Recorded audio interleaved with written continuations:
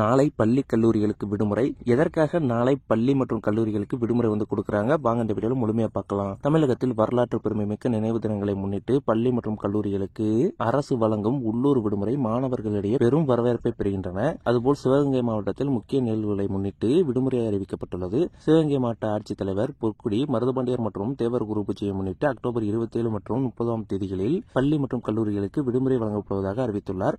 இந்த விடுமுறை சிவகங்கை, திருப்புவனம், மானாமதுரை, கோவில், திருப்பத்தூர், இளையாங்குடி மற்றும் தேவக்கோட்டை பகுதிகளில் உள்ள அனைத்து கல்வி நிலையங்களும் பொருந்தும். இதனுடன் திருச்செந்தூர் சூரகம்சார விழாவை முன்னிட்டு அக்டோபர் 27 தேதி தூத்துக்குடி மாவட்டத்திற்கும் உள்ளூர் விடுமுறை அறிவிக்கப்பட்டுள்ளது. இந்த விழா ஆயிரக்கணக்கான பக்தர்களின் பங்கேற்பில் நடைபெறுவதால் போக்குவரத்து மற்றும் பாதுகாப்பு நடவடிக்கைகளுக்காக அரசு இந்த முடிவை எடுத்துள்ளது. இந்த விடுமுறை மாணவர்கள் மற்றும் பள்ளி குழந்தைகளுக்கு ஒரு சிறிய ஓய்வாக அமையும் என எதிர்பார்க்கப்படுகிறது. பலரும் இந்த விடுமுறையை குடும்பத்துடன் செலவிட திட்டமிட்டு பயண ஏற்பாடுகளை மேற்கொண்டு வருகின்றனர்.